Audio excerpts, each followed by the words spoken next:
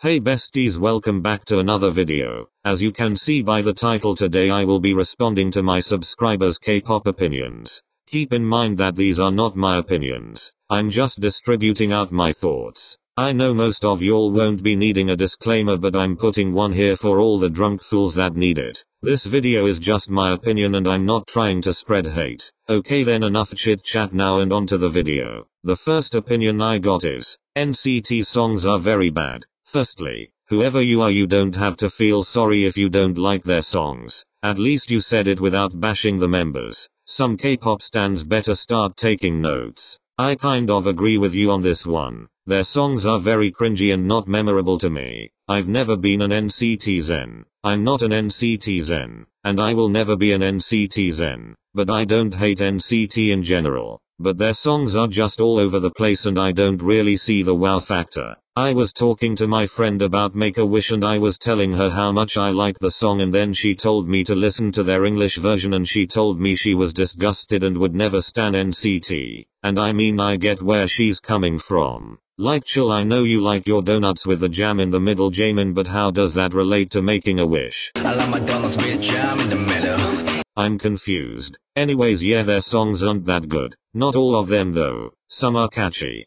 The next opinion is, Irene is not as pretty as people make her seem. I don't agree. I never really understood why K-pop stans are so obsessed with pointing out the ugly idol like no one cares. People make Irene out to seem pretty because she is. SM doesn't care if Kathy from Colorado thinks Irene is ugly. Korea doesn't care if you don't like their standards. If Irene is pretty in the Korean standards, then there's no problem. Of course, beauty is subjective, and if you don't like her visuals, then that's fine, honestly. No one's forcing you. Let's just get things straight. Irene isn't ugly, and if she is, then wow, most K-pop stans probably look like the whole train wreck. So yeah, I don't agree with this opinion. She is pretty and I think she is as pretty as people make her out to seem. The next opinion is, first is the worst Everglow comeback except for the bridge. I guess it would be funny now to say the bridge is actually my least favorite part of the song. If you know me, you would know that the savage badass concept is my favorite K-pop concept from both boy groups and girl groups. So when I heard this song, I loved it. Well, not at first listen, but the review is for another day.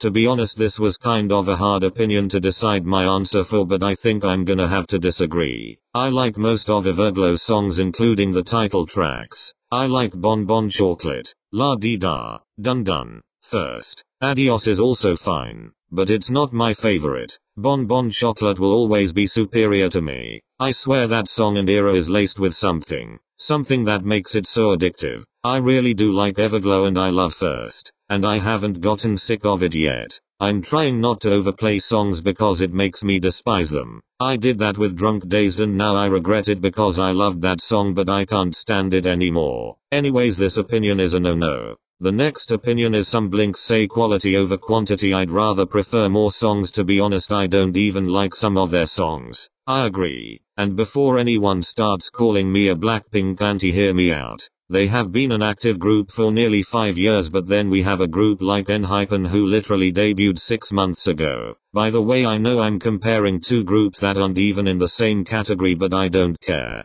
They debuted 6 months ago with no skips in their entire discography. Blackpink songs are good, don't get that wrong, but they just never stick. I never see myself going back to their songs. I know it's quality, but some of the songs aren't even good. And that's fine on my behalf because I don't have to like everything. If we had more songs though, it would be better because Blackpink are great artists. I wanna hear more of their rapping, more of their singing. The solo stuff is cute, but I prefer them all together. Got no problem with the girls. My issues lie with the company as usual. I was too scared to talk about this actually, but now I don't care. I'm gonna say what's on my mind, quantity over quality for me. The next opinion is Tribe is too shady. If you don't know who Tribe are, well, they are a rookie girl group under TR Entertainment and Mellow Entertainment. So you may be wondering, they just debuted, why would OP call them shady? Well, one of their members, Suan, was recently under fire because she said the N-word, which of course isn't right.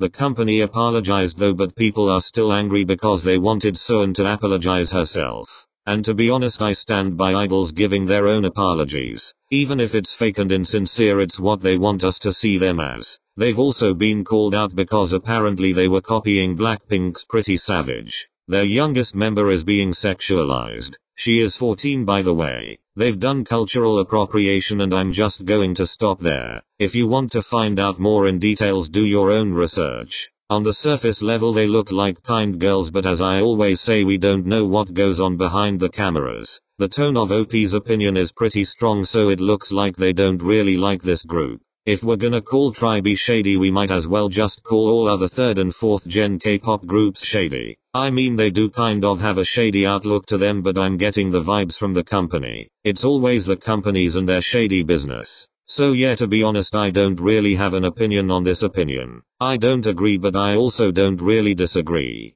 The next opinion is, some K-pop stans hate other groups because they perceive them as a threat. I've actually never heard of this before. I disagree. Well, this opinion is halfly true, but I don't think they see them as a threat. A lot of K-pop stans are jealous of other fandoms and other groups. Maybe because they're more popular, they have more wins. Stuff like that. Let's say someone likes a less known group and then there's a very popular group. They can't see the popular group as a threat because they are more popular than their favorite group. It's just jealousy. If you think about it, standing a group with a smaller fanbase, especially a Korean one, is hard. It really is. You feel like you're the one in charge of the group. Most less known groups are usually from small and poor companies. But for a person who stands bigger groups, they don't really perceive other groups as threats. Sure, they're still gonna be jealous of them slightly, but at the end of the day, their favorite group is successful. Their company can provide. So no big deal really. But honestly, on the base level, I kinda agree with this opinion.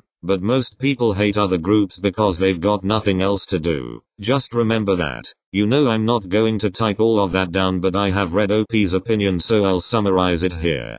Pause if you wanna read it though. Basically, OP doesn't think TXT are the leaders of the 4th gen. They think their discography isn't bad but also not amazing. And they believe ATEEZ are a better option for the title of the leaders of the 4th gen. To be honest, there isn't a vote to see who leads the 4th gen. TXT are from a popular company. They've got the views. So they're automatically gonna become the leaders of the 4th gen. To be honest, I agree with OP's opinion. Don't start calling me biased because you know ATEEZ are one of my alt groups, but I truly think they deserve more. As for TXT, unlike Blackpink, I would listen to their songs and go back to them when I feel like it. I wouldn't skip it. Sorry Blinks, but if a Blackpink song comes on shuffle, I might skip it. Depends on my mood. TXT are really talented. They aren't underrated either. It's just that they have BTS as their seniors and Enhypen as their juniors. See what I mean? They receive middle child treatment. They're kinda in a hard situation. They have to prove to be worthy of being BTS's seniors, and they also have to prove to be worthy of being Enhypen's seniors. So you know, the pressure's on. I had a major Moa phase, but I don't really classify myself as one now, but I still support them. So yeah, I agree with this opinion. The next opinion is, I don't like Purple Kiss's songs and concept. Purple Kiss are a 7-member girl group that debuted on the 15th of March this year. They are Mamamoo's junior group. I stan them, so I obviously disagree with this opinion. I really like their concept, it's unique. It's kinda like this Greek mythology kind of concept, and it's interesting honestly. Their vocal tone is also cool and I can't wait for their comeback.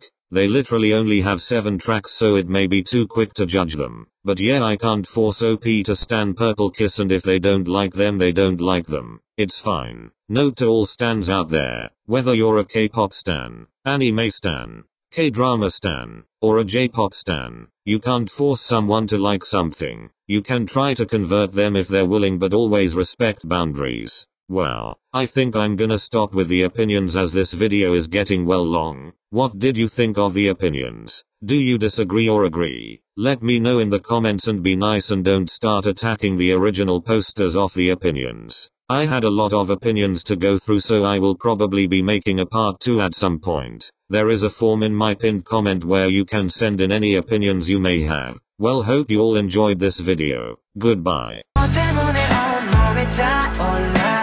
너 때문에 심장이 목마